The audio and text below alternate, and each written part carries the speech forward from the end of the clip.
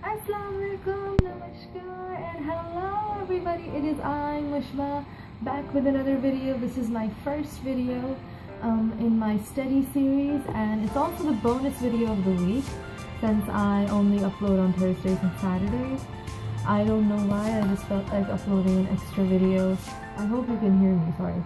I hope you can hear me. I felt lots of stuff going on around. Today's video is going to be about how to approach essay questions at the university level. How do you answer them? I'm going to break that down step by step so you can write your essays in a better way.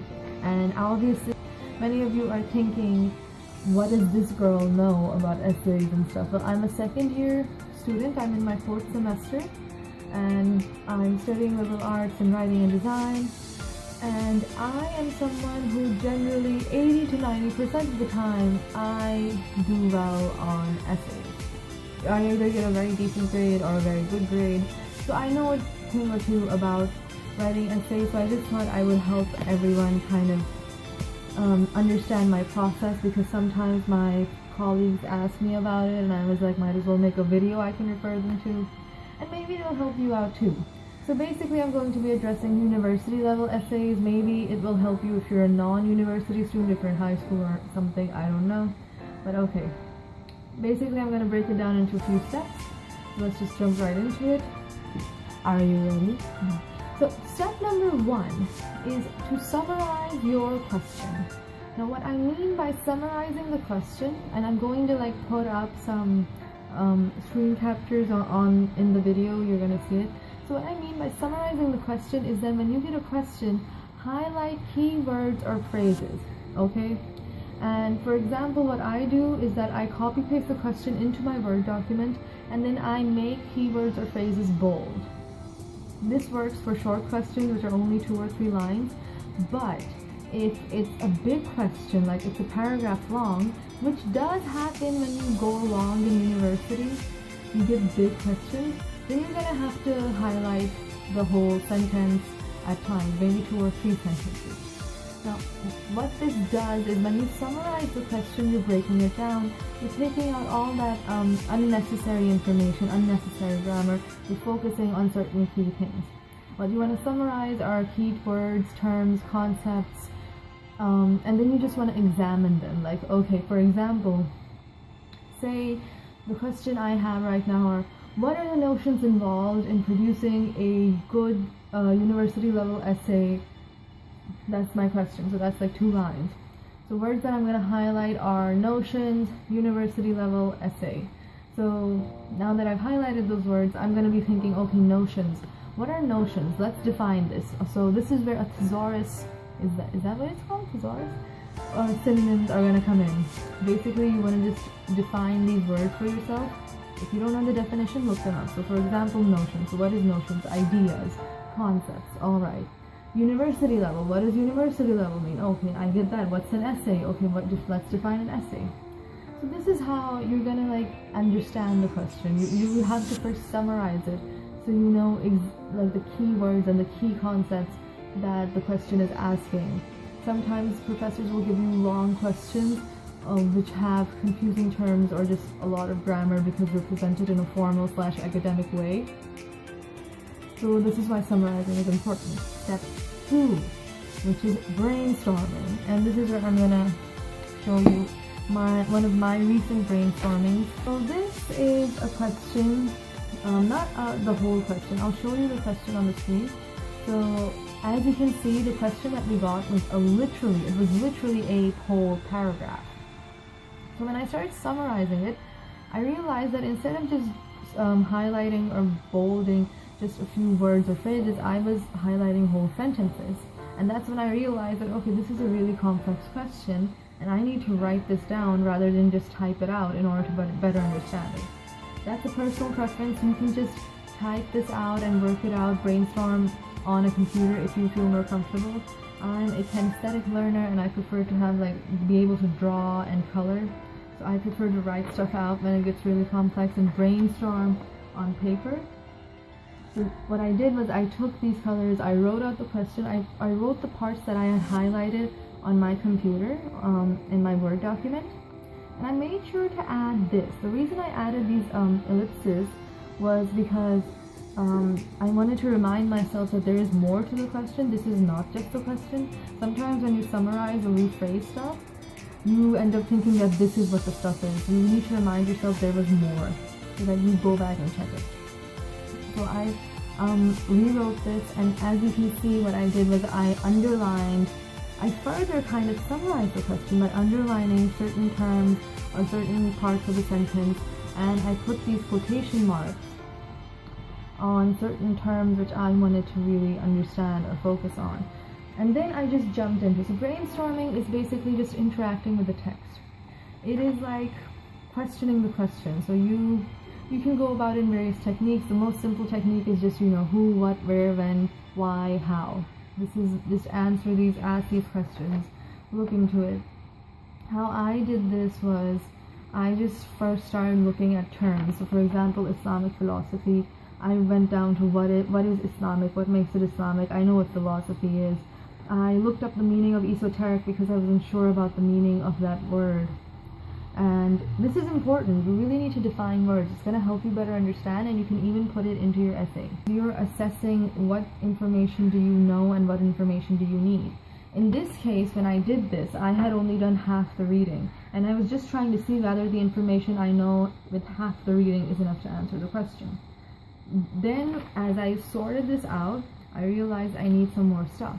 Even if you have done the reading, it is important to brainstorm, so you know that when you're revising your reading, what kind of information do you need to extract? Because a lot of questions ask for specific information.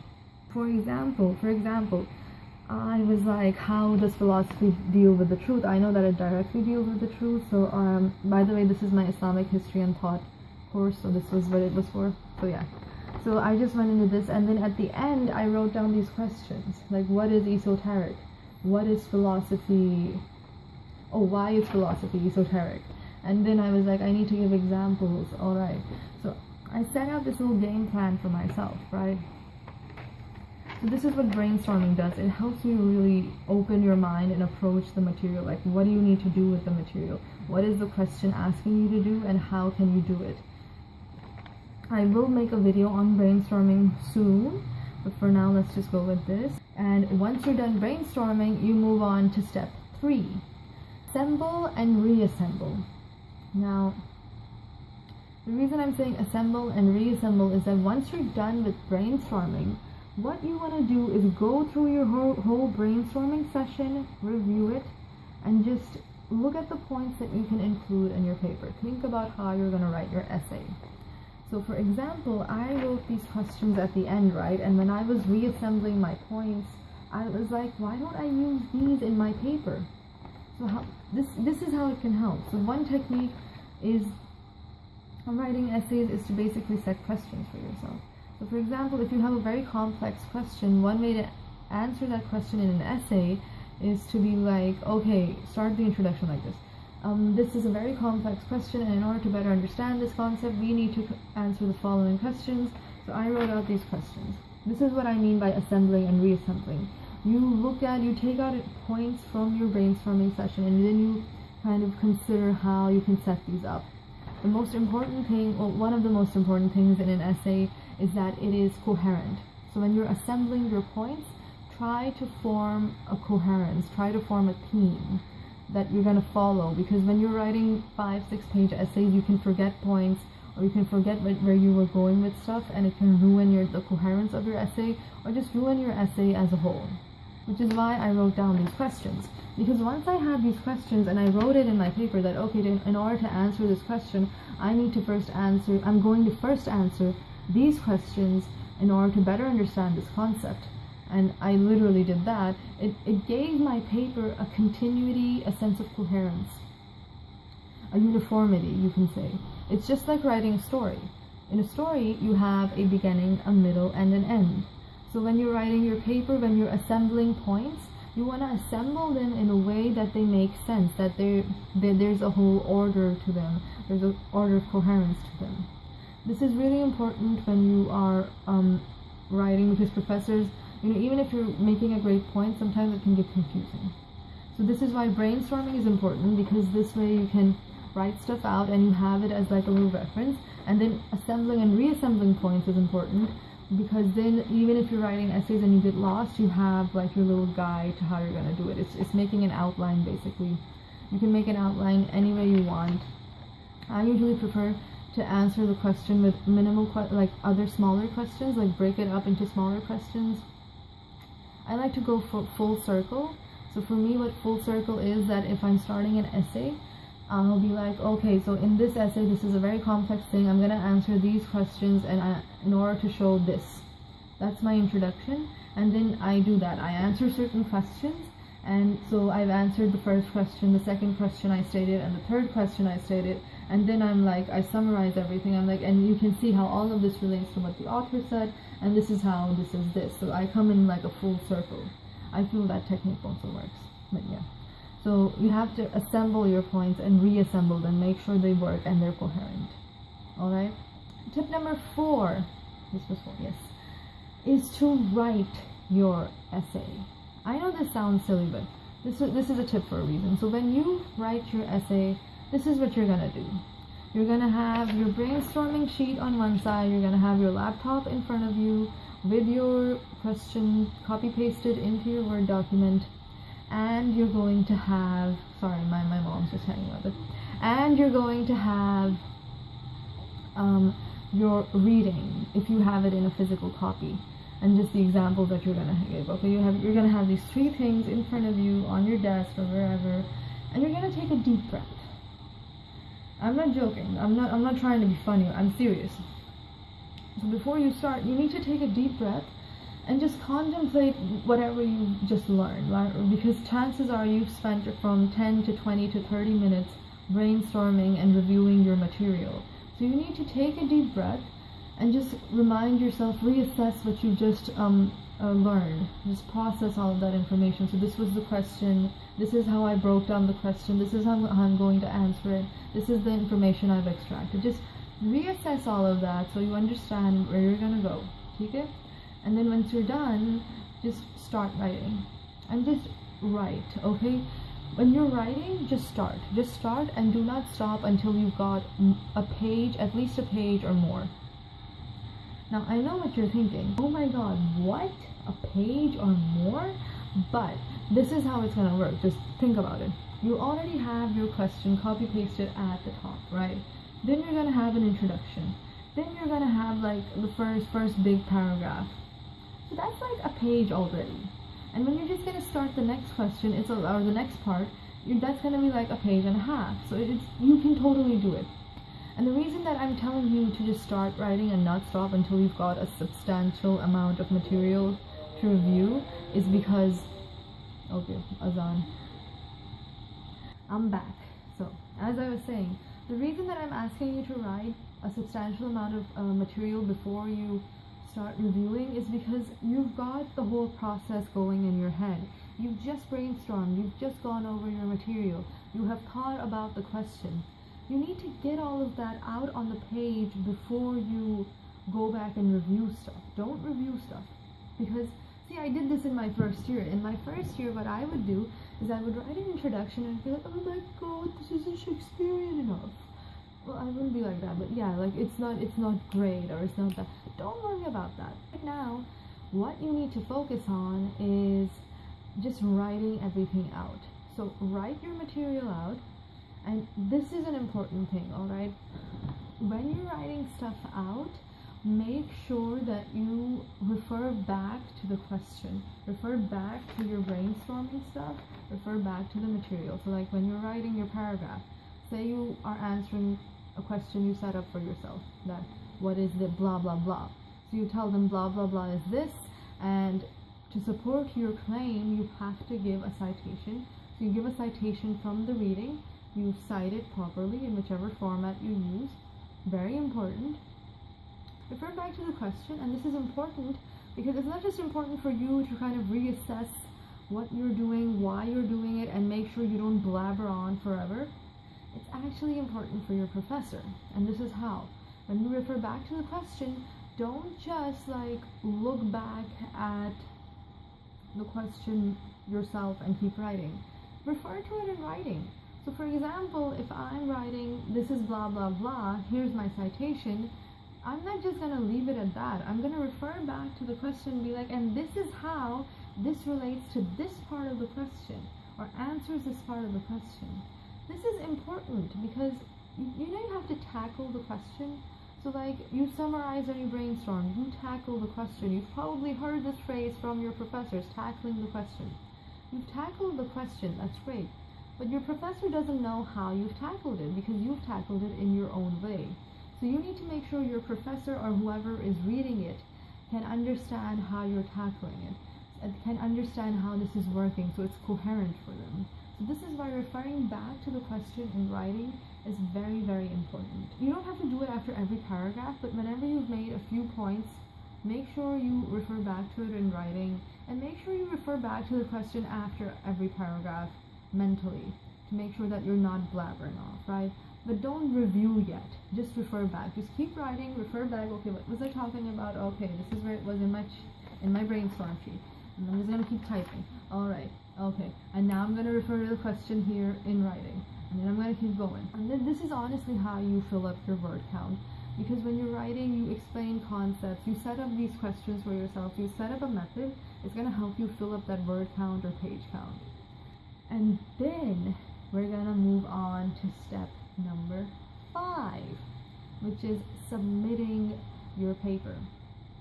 So before you submit your paper, review it. This is where you can now look over your intro and be like, oh my god, I need to make it more fancy. Okay, the reason that I discourage this in writing this out is that when you've got the whole process going and you stop to make something look better or make it sound better, you're going to lose that process and you're going to lose information even if you have it written down, because you've got that train of thought.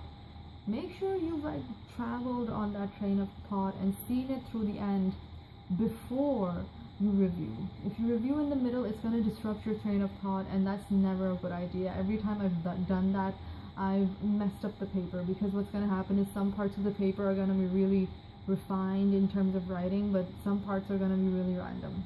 It ruins your coherence, I feel. If you do this and it works for you, that's great, but that's just how I feel.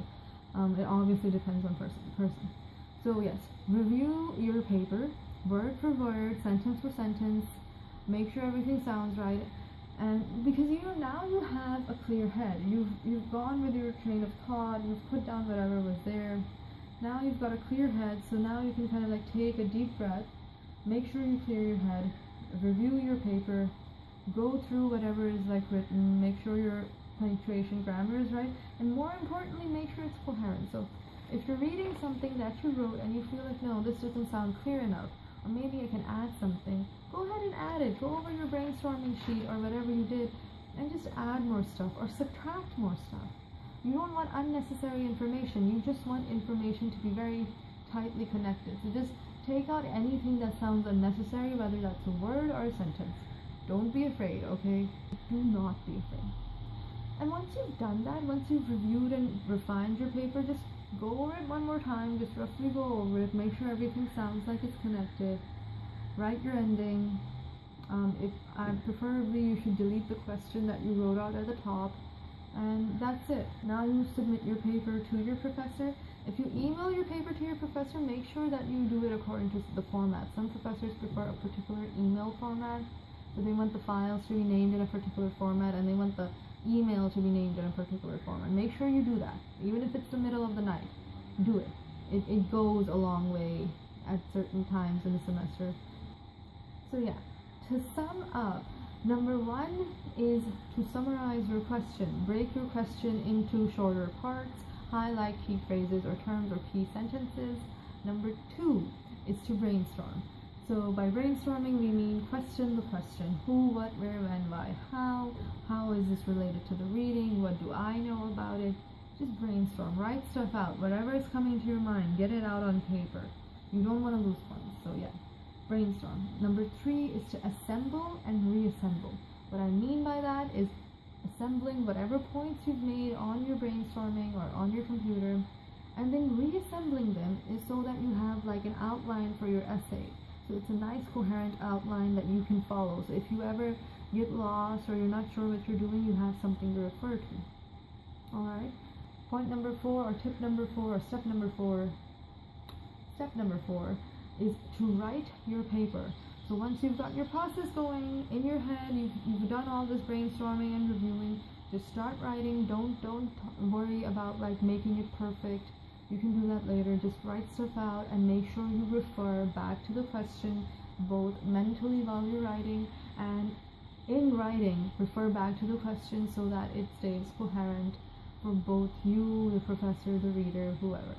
And lastly, the last step is to submit the paper. This is where you're going to review everything, refine everything, make sure it's perfect, punctuation, words, this, that, cut out anything unnecessary, add anything you might have missed, and make sure that when you're submitting the paper, it's according to the format that your professor wants, so citation format, bibliography, email format, file name format. So those were the 5 steps. I'm sorry this video is so long, but I think the process has to be long. If it's not, then I don't think you can get much out of it. And like, make sure you save your brainstorming papers. Just last tip. I think it comes in handy for when you're reviewing for any final exams, or just for when you want to get an idea of what the reading was about. And that is it. Thank you so much for watching. Thank you so much for giving me your time. I hope this was helpful. This was my first video in my study series. I will be uploading more soon, eventually, and all my social media is linked down below. If you like this video, then give it a thumbs up, share, and subscribe only if you want. And I hope this was helpful. Let me know what you thought. Again, I'm sorry it was so long. I do hope this was helpful. And yeah, that's it. Allah Hafiz.